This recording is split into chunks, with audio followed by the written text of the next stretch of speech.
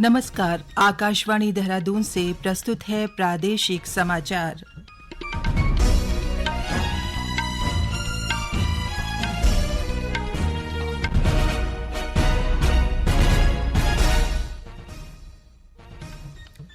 पहले मुख्य समाचार। राज्य विधानसभा का मानसून सत्र कल से शुरू होगा। सत्र के दौरान अनुपूरक बजट लाया जाएगा। बागेश्वर उपचुनाव के लिए कल सुबह 7 से शाम 5 बजे तक मतदान होगा। उपचुनाव को लेकर सभी तैयारियां पूरी।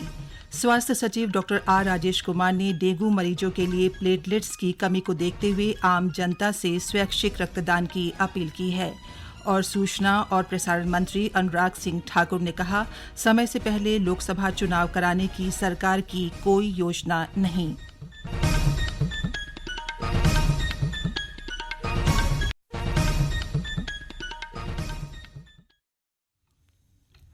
समाचारों के साथ मैं पंकज सनवाल खुलबे। अब समाचार विस्तार से।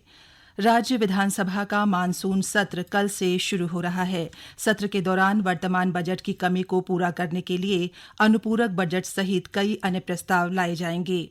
इस बीच विधानसभा मानसून सत्र की तैयारियों के मद्देनजर पुलिस उप महानिरीक्षक दिलीप सिंह कुंवर ने आज विधानसभा और उसके आसपास के ड्यूटी प्वाइंटों का निरीक्षण किया। इस दौरान उन्होंने अधीनस्थ अधिकारियों को विधानसभा सत्र के दौरान सुरक्षा के समुचित प्रबंध सुनिश्चित करने के निर्देश दिए। उन्होंने विधानसभा के आसपास पूर्व में निर्धारित किए गए स्थानों पर प्रभावी बैरिकेडिंग सुनिश्चित करने और समुचित संख्या में पुलिस बल की नियुक्ति करने को भी कहा। विधानसभा अध्यक्ष ऋतु खंडूड़ी भूषण की अध्यक्षता में उत्तराखंड विधानसभा के मानसून सत्र के लिए देहरादून में सर्वदलीय बैठक हुई। बैठक में मानसून सत्र को शांतिपूर्ण चलाने के संबंध में विधानसभा अध्यक्ष ने विधायकों से सहयोग मांगा। सर्वदलीय बैठक में नेता प्रतिपक्ष यशपाल आर्य, बसपा विधायक मोहम्मद शहजाद अली और संसदीय कार्य मंत्री प्रेमचंद्र अग्रवाल मौजूद रहे। उत्तराखंड विधानसभा के मानसून सत्र के लिए देहरादून पुलिस ने सुरक्षा व्यवस्था की तैयारियां पूरी कर ली हैं। पुलिस ने सुरक्षा व्यवस्था के दृष्टिगत यातायात मार्ग को परिवर्तित किया है। प्रगति विहार, Shastri Nagar, bypass, defence colony और विधानसभा तिराहा पर बैरियर लगाए गए हैं। भारी वाहनों को कारगी चौक से दूधली की ओर भेजा जाएगा। रिस्पना क्षेत्र पर यातायात का अधिक दबाव होने पर भारी वाहनों को लाल तप्पड़, हर्रावाला और नया गांव में रोका जाएगा। देहरादून से हरिद्वार, ऋषिकेश, चमोली जाने वाले वाहन नेहरू कॉलोनी, फवारा चौक से 6 नंबर पुलिया की ओर डायवर्ट किए जाएंगे। धर्मपुर से आईएसबीटी की ओर जाने वाले वाहन पुरानी बाईपास चौकी की ओर से भेजे जाएंगे। बागेश्वर उपचुनाव के लिए कल सुबह 7 बजे से शाम 5 बजे तक मतदान होगा। इसके लिए प्रशासन ने सभी तैयारियां पूरी कर ली हैं। सभी पोलिंग पार्टियां आज शाम को अपने गंतव्यों तक पहुंच चुकी हैं। मुख्य निर्वाचन अधिकारी डॉ वी षणमुगम ने बताया कि इस चुनाव में 5 प्रत्याशी हिस्सा ले रहे हैं, जिनमें भाजपा की पार्वती दास, कांग्रेस के बसंत कुमार, सपा के भगवती प्रसाद, उत्तराखंड क्रांति दल के अर्जुन कुमार देव और उत्तराखंड परिवर्तन पार्टी के भगवती कोहली मैदान में हैं। उन्होंने बताया कि बागेश्वर में कुल 1,18,266 मतदाता हैं, जिनमें 60,076 पुरुष और 58,188 महिला मतदाता हैं। इसी तरह सर्विस मतदाता के रूप में 2,150 पुरुष और 57 महिला मतदाता हैं। मुख्य निर्वाचन अधिकारी ने बताया कि पूर्वी निर्वाचन क्षेत्र को 3 जोन और 28 सेक्टरों में बांटा गया है। उन्होंने बताया कि निर्वाचन के लिए कुल 188 मतदेय स्थल और 172 मतदान केंद्र बनाए गए हैं। मुख्यमंत्री पुष्कर सिंह धामी ने चमोली जिले में आपदा राहत कार्यों की समीक्षा की। इस दौरान उन्होंने अधिकारियों को भारी बारिश के कारण क्षतिग्रस्त सड़कों की मरम्मत का कार्य जल्द पूरा करने के निर्देश दिए।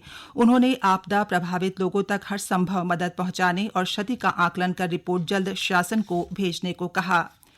मुख्यमंत्री पुष्कर सिंह धामी ने कहा कि राज्य सरकार स्वयं सहायता समूहों को बढ़ाने के लिए हर संभव सहायता दे रही है।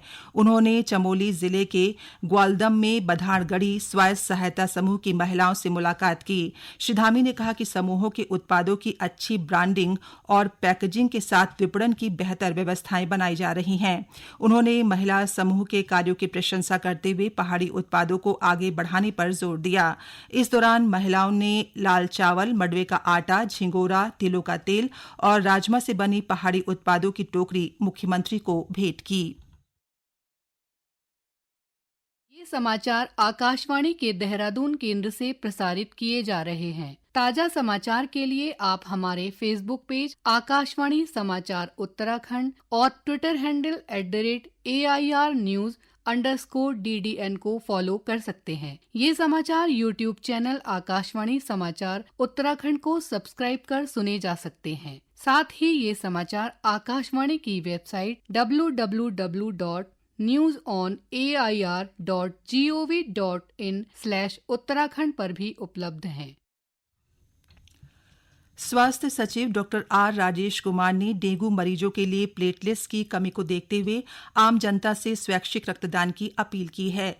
उन्होंने हर स्वस्थ व्यक्ति को अपने नजदीकी सरकारी ब्लड बैंक में पहुंचकर रक्तदान करने और अन्य लोगों को भी रक्तदान के लिए प्रेरित करने का आह्वान किया है। इस बीच देहरादून में डेंगू के बढ़ते मामलों को देखते हुए गांधी शताब्दी अस्पताल में 100 बेड का डेंगू वार्ड बनाने का निर्णय लिया गया है।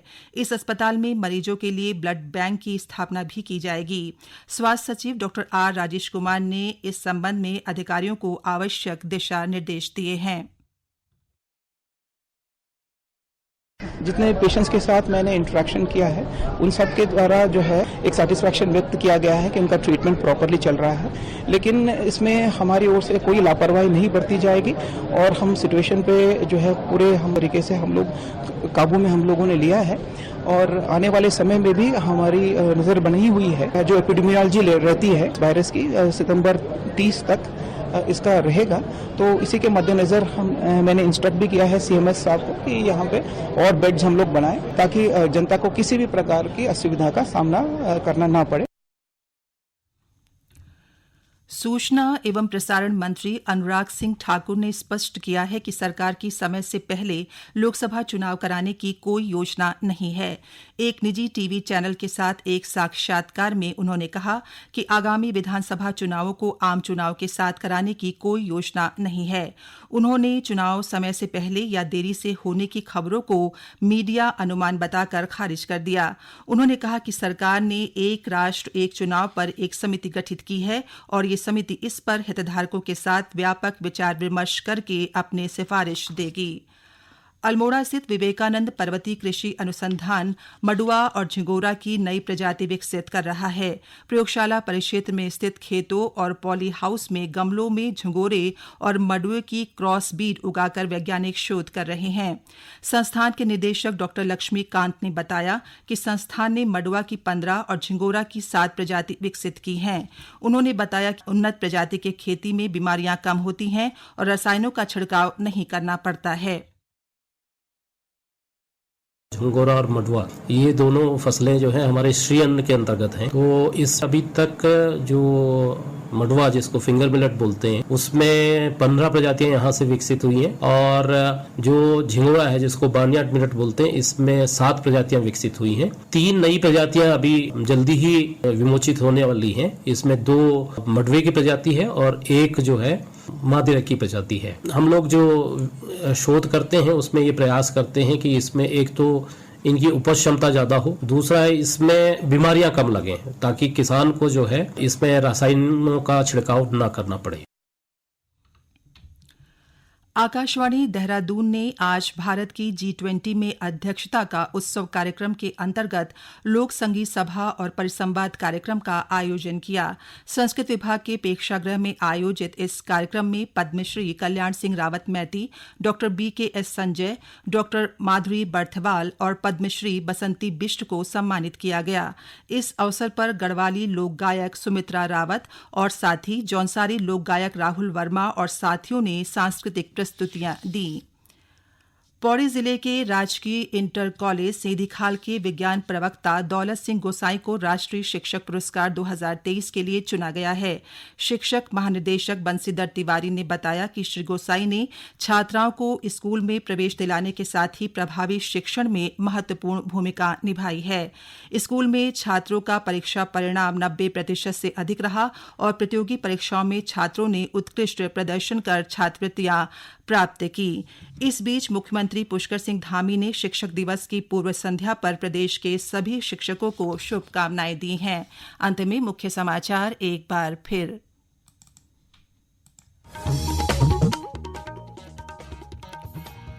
राज्य विधानसभा का मानसून सत्र कल से शुरू होगा। सत्र के दौरान अनुपूरक बजट लाया जाएगा। बागेश्वर उपचुनाव के लिए कल सुबह 7 से शाम 5 बजे तक मतदान होगा। उपचुनाव को लेकर सभी तैयारियां पूरी। स्वास्थ्य सचिव डॉ आर राजेश कुमार ने डेंगू मरीजों के लिए प्लेटलेट्स की कमी को देखते हुए आम जनता से स्वैच्छिक रक्तदान की अपील की है। और सूचना और प्रसारण मंत्री अनुराग सिंह ठाकुर ने कहा, समय से पहले लोकसभा चुनाव कराने की सरकार की कोई योजना नहीं। इसके साथ ही प्रादेशिक समाचार का ये बुलेटिन समाप्त हुआ। नमस्कार।